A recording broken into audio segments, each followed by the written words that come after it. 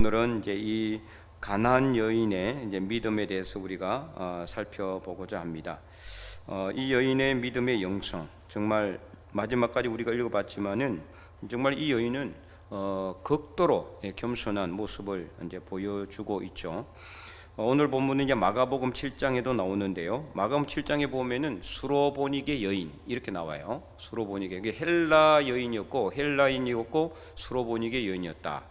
이렇게 이제 나와 있는데, 오늘 본문에는 이제 가나안 여자라고 나와 있죠. 22절. 여기서는 마라는 이 가나안 여자라는 것은 가나안 지역에 살고 있는 여자가 아니라 그냥 이방 여인을 지칭한다라고 보시면 되겠습니다. 이방 여인. 그러니까 이제 유대인이 아니에요. 그러니까 지금 예수님께서 어디로 가셨어요?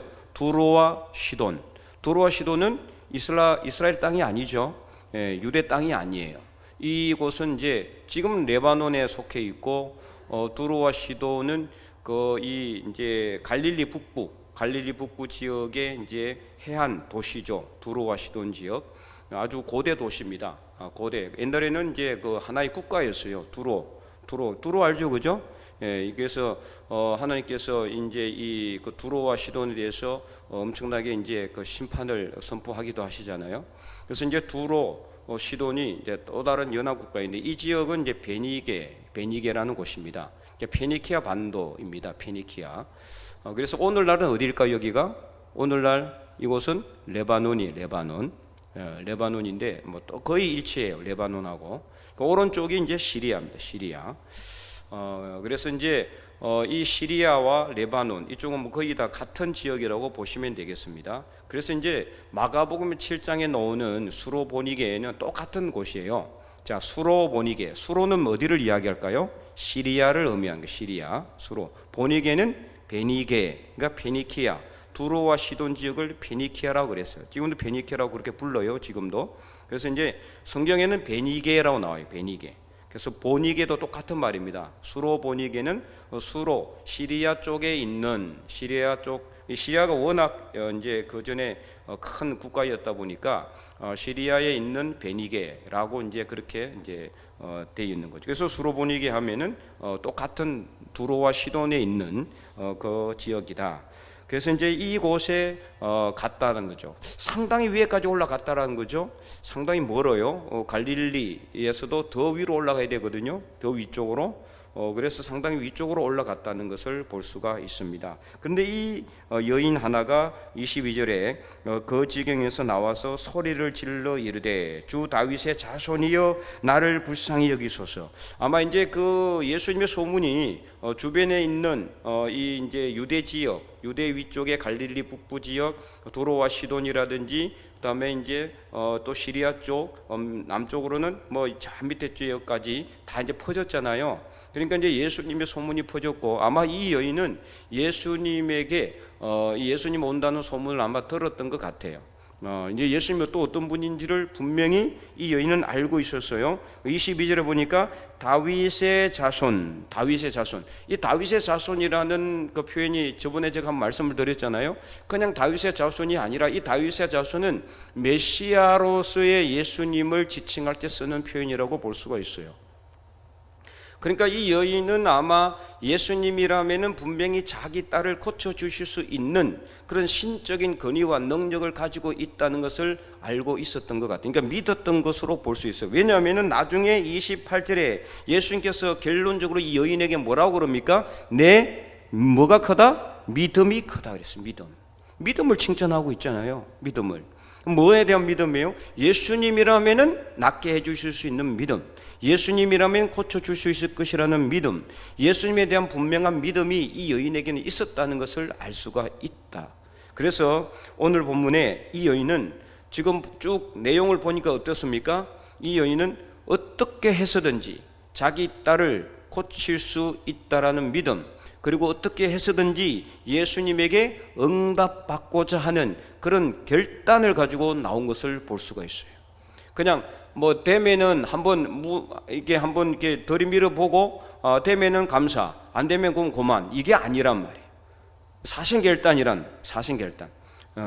죽기 아니면 까무러치기, 이런 어떤 그런 간절한 마음으로 이 여인은 나왔다는 것을 알 수가 있어요. 그래서 이제 22절에 뭐라고 이야기합니까? 나를 불쌍히 여기소서. 먼저 자기를 불쌍히 여기달라고 이야기를 했어요. 아주 겸손한 모습이죠. 겸손한 모습. 자기를 불쌍히 여기달라고. 그래서 처음에는 불쌍히 여겨달라고 이야기를 했고, 그 다음에 뭐라고 했습니까? 내 딸이 흉악하게 귀신 들렸다. 이 말은 뭔 뜻이에요? 내 딸을 고쳐달라, 귀신을 쫓아내달라, 이것을 요청하고 있는 거죠. 이 여인에게도 상당한 큰 믿음이 있어요. 웬만하면 어떻게 하겠습니까? 귀신 들린 딸을 데리고 예수님에게 데려놓고 뭐 안수를 하든지 뭐 어떻게 이렇게 해야 되지 않겠습니까? 이게 이제 이 백부장의 믿음같이, 그 한 백부장의 믿음같이, 그 백부장도 자기 하인이 병들었지만 예수님에게 뭐만 하면은, 말씀만 하시면은 내 하인이 낫겠다라는 믿음을 갖고 있었잖아요. 그죠? 이 여인도 마찬가지예요. 예수님에게 자기 딸을 불쌍히 여겨, 나를 불쌍히 여겨 달라, 내 딸이 흉악한 귀신이 들렸다라는 것은 지금 딸이 여기 없지만은 예수님의 말 한마디면은 분명히 나을 수 있다라는 믿음이 있었던 것으로 보여질 수가 있다라는 거죠. 딸을 데리고 오지도 않았는데 어쨌든 지금 여인이 나온 것은 자기 때문에 나온 게 아니에요. 자기가 낳고자 한 게 아니라 자기 딸 여기 자리에는 없어요. 집에 있던가 아니면 다른 곳에 있겠죠. 그런데 이제 그 딸을 귀신이 이렇게 물러가게 되는 것은 예수님의 말 한마디면 당연히 된다라는 분명한 믿음이 있었다라는 것을 알 수가 있어요. 그래서 간단하게 사실은 예수님께서 그래 나을 것이다 말 한마디면 끝나는 거예요. 그죠? 그러나 예수님은 어떻게 보면은 평소에 예수님의 모습하고는 너무나 달라요.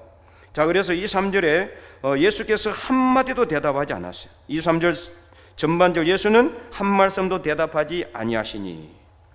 그러니까 어때요? 제자들이 와서 청하여 말하되 그 여자가 우리 뒤에서 소리를 지르오니 그를 보내소서. 자, 이 말을 왜 했을까요? 이 여인이 가만히 있었다 안 가만히 있었다? 가만히 있지 않았다. 그럼 뭐 했다는 소리예요? 계속해서 예수님의 뒤를 따라오면서 나를 불쌍히 여기소서, 다윗의 자손이여 내 딸을 고쳐주소서, 이걸 이렇게 어떻게 해요? 못 살게 굴었다는 거예요. 제자들을 못 살게 굴. 제자들이 너무나 시끄러우니까 주님 제발 좀 이 여인을 보내시든지 뭐 고쳐주든지 뭐 어떻게 좀 해달라는 거예요. 이 상황을 여러분 이 상황에 이제 들어가서 한번 생각해 보세요. 한번 이 여인이 이제 한번 이야기를 해서 소리 질렀어요. 그런데 예수께서 한 말씀도 안 하니까 여러분이라면 어떻게 하겠어요? 안 되나 보다 포기하고 그냥 가지 않겠어요? 웬만하면은. 근데 얘는 어떻게 해요? 끝까지. 나중에 제자들이 너무나 귀찮고 성가시니까 예수님에게 제발 좀 보내달라고 요청까지 할 정도라 이 말을 오늘 본문은 이렇게 기록해 놓은 거예요. 그러니까 24절, 자 그러면은 어떻게 했어요? 우리가 생각할 때 평소 예수님이라면은 돌아서서 뭐 여인에게 그래 내 딸이 나을 것이라 이렇게 말씀하시든지 뭔가 해야 될 텐데, 근데 뭐라고 말씀합니까? 24절, 나는 이스라엘의 집에 잃어버린 양 외에는 다른 데로 보내심을 받지 아니하였노라. 너무나 충격적인 말씀을 하세요. 그죠? 이스라엘의 잃어버린 양, 이 누구를 이야기합니까? 유대인들 이야기하는 거예요. 유대인들 외에는 이방인에게 내가 보냄을 받은 것이 아니다. 사실은 맞는 말이죠. 예수님께서 어디로 왔습니까? 원래는 유대인의 구원, 유대인을 구원하기 위해서 오신 거예요. 유대인들이 받아들이지 않으니까 그 구원이 이방인에게로 흘러와서 오늘 우리까지 오게 된 거거든요. 그래서 우리는 지금 사실 어떻게 보면은 이스라엘에 살고 있는 지금 유대인들에게 감사하게 생각해야 돼요. 만약에 그들이 그냥 예수님을 그냥 받아들여 버렸다면은 어떻게 해요? 우리에게 구원이 안 왔을 수도 있을지 몰라요. 그래서 정말 감사하게 생각해야 되는 거죠. 그래서 사도 바울도 우리는 돌감람나무에서 가지가 꺾여가지고 어디요? 창감람나무에 접붙임을 받은. 그래서 우리는요 교만해서는 안 되는 거예요. 교만해서는 늘 겸손하게 우리를 구원해 주신 하나님께 감사하지만은 유대인들이 예수님을 받아들이지 않음으로 인해서 그 구원이 우리에게까지 오게 된 것을 우리는 깊이 생각해야 됩니다. 자, 어쨌든 그래서 이스라엘 집에 잃어버린 양, 그러니까 유대인 외에는 내가 다른 데, 그러니까 이방인들을 고쳐준다 안 고쳐준다? 안 고쳐주겠다는 소리예요. 이 말은 쉽게 말하면 이게 직접적으로 말하면 나는 이방인들 안 고쳐줘, 딱 이렇게 잘라서 이야기한 단호하게. 얼마나 이 여인이 상심했겠어요. 자, 이 정도 되면 어떻게 해야 됩니까? 이제는 어떻게 해야 돼요? 포기해야 돼요. 이제 포기해야 되는 거예요. 그죠? 기분 나쁘잖아요. 열받잖아요. 이방인이라고 안 고쳐줘? 아니 평소에 예수님 모습하고 너무 달라. 그래서 정말 마음이 상해서 돌아갈 수가 있었는데 오히려 25절 한번 읽어보겠습니다. 시작. 여자가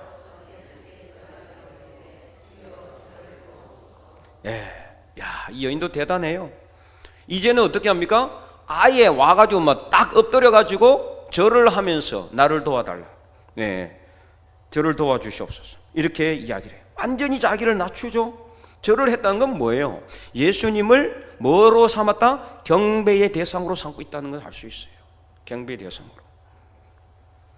그러자 예수님께서 또 뭐라고 말씀하십니까? 이 정도 하면은 예수님은 이제는 아유 그래 이렇게 해야 될 텐데, 자 26절 대답하여 이르시되 자녀의 떡을 취하여 누구에게? 개들에게 던짐이 마땅하지 아니하니라. 완전히 결정타를 예수님께서 날리고 있는 것을 볼 수가 있어요. 자, 자녀의 떡, 자녀 누구예요? 유대인들입니다. 유대인들의 떡을 줘야 되는데 이 유대인들이 자기 그 민족, 자기 같은 동족인 유대인들에게 떡을 취해 가지고 개들에게, 개들은 누구를 이야기하는 거예요? 이방인을 이야기하는 거예요. 저 나쁜 말로 이야기하면은 이 여인을 뭐로 본다는 거예요? 개처럼 본다는 거죠. 야, 이건 정말 제가 지금 이 설교 단상에 서서 말하기도 참 이렇게 난감할 정도로 어떻게 이런 말씀을 예수님께서 하실 수 있을까? 우리가 인간적으로 볼 때는 너무나 납득도 안 되고 이해가 안 되는 그런 예수님의 모습인 것으로 보여져요. 이 정도면은 이제 여자는 완전히 풀 죽어서 돌아가든지 욕하면서 돌아가든지 아니면은 뭐 하여튼 그렇게 해야 될 텐데, 자 어떻게 했습니까? 27절에 우리 다 함께 한번 읽어볼게요. 여자가 이르되 주여 옳소이다마는 개들도 제 주인의 상에서 떨어지는 부스러기를 먹나이다. 이 여인의 믿음이 참 예수님께서 이렇게 칭찬할 만하잖아요. 옳다, 맞습니다. 난 개같이 그렇게 이방인이고 나는 원래는 구원받을 사람이 아닙니다. 하지만 개들도 자기 주인의 상에서 떨어지는 부스러기를 먹습니다. 그러니까 뭐라도 주시라는 뜻이에요. 떡이 아니면 뭐라도 먹겠다? 부스러기라도 먹겠다라는, 부스러기라도. 이는 이만큼 이 여인이 지금 어떤 상태라는 것을 알 수 있어요? 간절한 상태라는 것을 알 수 있어요. 간절한 상태. 부스러기라도 주시면은 그거라도 제가 얻어 먹겠으니 그거라도 주십시오. 이것을 갖다가 이 여인이 말하고 있다. 결국에는 예수님께서 뭐라고 말씀하십니까? 28절에 여자여 내 믿음이 거도다. 내 소원대로 되리라. 그래서 그때부터 이 여인의 딸이 귀신이 물러가고 완전히 낫게 되었다. 마가복음 보면은 내 딸이 나을 것이라고 말씀을 하고 있어요. 그래서 귀신이 떠났다는 것을 알 수가 있습니다. 오늘 우리가 이 말씀을 통해서 이 가나안 여인의 믿음의 영성, 정말 첫째는 이 예수님에 대한 분명한 믿음, 예수님이라면은 자기 딸을 낫게 해줄 수 있을 것이라는 그런 믿음. 그 다음에 두 번째는 겸손하게 자기 자신을 낮추었어. 겸손하게 자기 자신을 낮추. 세 번째는 간절한 믿음이 있었어요. 부스러기라도 모두 먹고 싶어 하는 간절함. 근데요, 지금 이 여인에게는 이 부스러기일지, 예수님에게는 부스러기일지 모르지만 유대인들에게는 부스러기일지 모르잖아요. 유대인들에게는 원래 많은 떡이 있는데 그 유대인들에게 주는 이만한 떡 외에 조금 붙어있는 부스러기일지 모르지만 주님께로부터 온다면은 그것은 이 여인에게는 부스러기가 아니라 엄청난 은혜가 될 수가 있다는 거예요. 이것을 오늘 우리가 알아야 됩니다. 그래서 오늘 우리가 오늘뿐만 아니라 늘 기도할 때 정말 주님으로부터 작은 것이라도 주님께서 주신다면 감사하겠다라는 그런 마음을 가지고 주님 앞에 서야 돼요. 기도해야 돼요. 우리는 가끔 보면은 너무 큰 것만 주님께 기도합니다. 큰 문제 있을 때만, 큰 어떤 행사가 있을 때만, 큰 질병이 있을 때만, 그때만 주님께 기도하고 작은 것, 삶의 작은 한 부분들은 그냥 지나가요. 내 힘으로 해요. 내 생각대로, 내 마음대로 해요. 내 지혜로, 내 생각대로 다 해놓고는 나중에 문제 생기면은 그때서야 주님께 두 손 들고 그러면 안 되는 거예요. 작은 것이라도 우리가 주님께 간절한 마음으로 기도할 수 있어야 돼요. 그래서 삶의 작은 한 부분들이 모여서 큰 믿음의 사람이 되는 겁니다. 이 여인도 바로 이러한 상황이에요. 지금 좋습니다. 맞습니다. 주님, 떡 안 주셔도 됩니다. 부스러기라도 주세요. 이러한 자세로 여러분 기도해 보세요. 하나님께서 어찌 하나님의 자녀된 백성된 우리에게 좋은 것을 채워주시지 않겠습니까? 그래서 간절하게 기도하면은 하나님께서 성령을 선물로 주신다 그랬어요. 자녀들에게 좋은 것을 취하여 준다 그랬어요. 그래서 우리가 하나님 앞에 간절하게 기도하면은 우리가 떡을 달라 하는데 주님께서 돌을 주시지 않습니다. 우리가 주님께 고기를 달라 하는데 정갈이나 뱀을 주지 않는다 그랬어요. 뭘 준다 그랬어요? 성령을, 좋은 성령을 선물로 주신다 그랬어요. 그래서 오늘 우리가 정말 하나님께 뭔가 큰 것만, 주님 이 큰 거 주세요, 큰 것만 주님께 달라고 그렇게 기도하는 그런 욕심이 아니라 작은 것이라도 주님 주시면은 감사하겠습니다. 그래서 우리는요, 우리 여러분의 삶의 모든 자리 위에서 작은 것을 간절하게 기도해서 응답받는 것을 우리가 자꾸 체험해 봐야 돼요.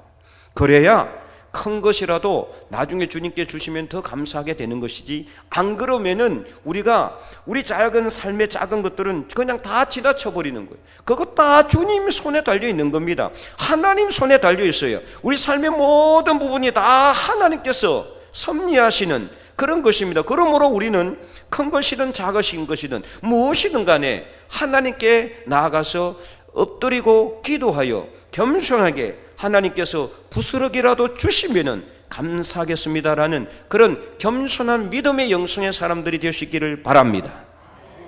그래야면은 하나님께서 오늘 말씀하신 것처럼 분명히 응답하시는 겁니다. 그래서 오늘 이 시간 여러분들이 기도할 때 하나님 작은 거라도 주신 것을 감사하시고, 여러분 지금까지 살아오면서 하나님께서 여러분 삶 속에 얼마나 많은 것들을 채워주셨습니까? 꼭 큰 것만 채워주셔야지 감사하고 큰 것만 채워주셔야지 하나님께 엎드리는 것이 아닙니다. 여러분의 삶의 작은 것들을 우리는 생각하지도 못한 그런 상황 가운데 하나님이 채워주시는 거예요. 작은 것도 채워주세요. 필요한 것도 채워주셨어요.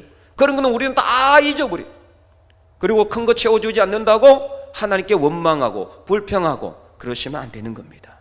그래서 정말 오늘 이 시간부터 여러분이 작은 것이라도 하나님께 기도하시고, 작은 것이라도 부스러기 같은 것이라도 채워주신 하나님, 응답하시는 하나님께 감사하여 그 감사들이 모여 큰 믿음의 사람들이 되어서 하나님을 영광스럽게 하는 하나님의 거룩한 백성들이 다 될 수 있기를 주님의 이름으로 간절히 축원드립니다.